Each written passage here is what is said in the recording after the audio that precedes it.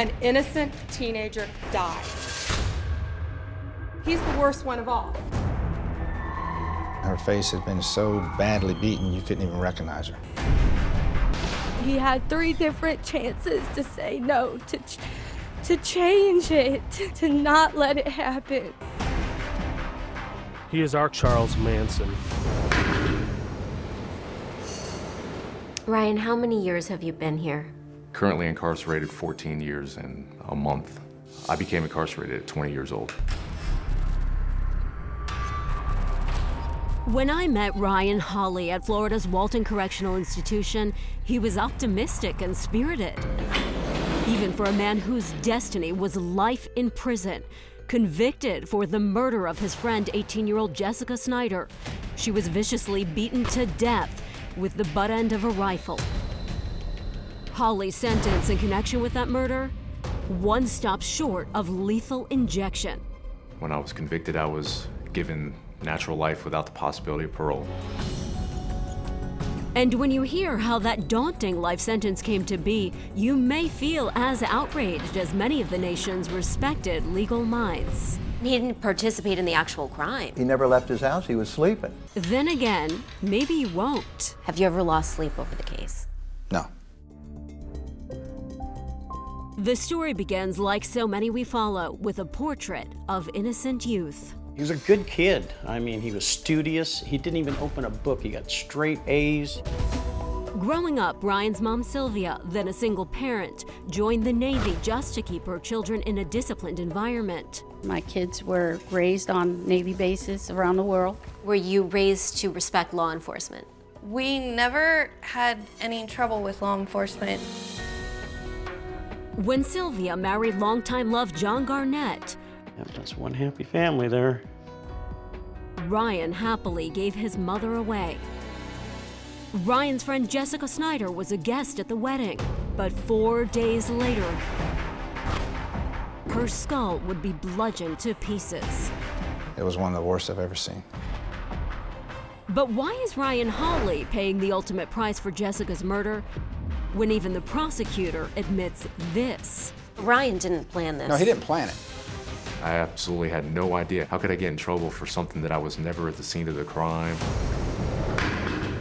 To understand this troubling case, we rewind to the night before Jessica's violent death.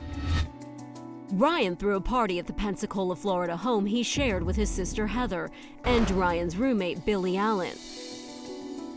Billy was dating Jessica, who was one of the party guests that night. Did you like Jessica? Yeah, she was very, very sweet. Everybody who I knew from the people coming in and out of the house seemed to know her and like her and didn't think anything bad of her.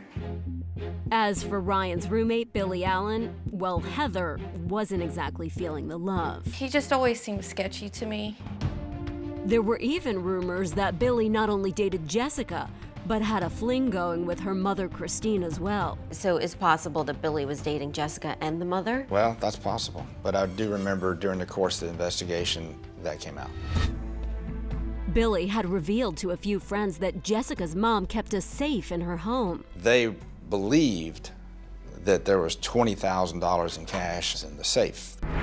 Which brings us back to the night of Ryan's party, where a sinister plan is hatched. It's a raucous affair and the booze is flowing hard. How drunk would you say that you were? I would say I probably had between 6 to 10 drinks, a mixture of rum and Coke. Ryan goes to bed before the party ends, but then someone he barely knows enters his bedroom around 7 o'clock the following morning. I was woken up by Donnie Williams, and he had asked me if he could borrow the keys to my car. Did you know Donnie Williams? No, ma'am. I had met him briefly before, but I didn't know him. Ryan refused to give Donnie Williams his car keys, but when Ryan's roommate Billy came in with the same request, Ryan had a change of heart. And what do you say? And I tell him yes, basically. Why? Because I had trusted him. While Ryan and Billy Allen are discussing the keys, Donnie and 2 other men Ryan hardly knows enter the room. Ryan is groggy and still drunk, but he overhears their conversation. And they're all talking and they want your car to Yes, go ma'am. do something. Yes, ma'am. Do you know at that point what they want to do? It was a mixture of two different things. They had spoken about going over to William Allen's on and off girlfriend's house, Jessica Snyder, to steal a safe. And then they also talked about going to get something to eat. Then, according to a police interview with Ryan, the men asked him if they could borrow some bandanas. In his statement, he acknowledged that they were talking about going over there and doing, in his words, a John Wayne, and they were asked for bandanas. Ryan tells the men where they can find the bandanas. Then he overhears more conversation. The would-be bandits discuss who might be at the Snyder home when they pull off the heist. They knew Jessica's parents would be gone, but what about Jessica, Billy's own girlfriend? They thought she might be there, the girl. There had been some discussion in the presence of Ryan Holle what they would do if Jessica was there. And Which was? one of them was that they might have to knock her out, they might have to put her to sleep. This is the language they used. Ryan tells me the conversation barely registered with him, and what little did, well, he just didn't believe. There was no reality in my mind that this was something that could actually happen. Absolutely not.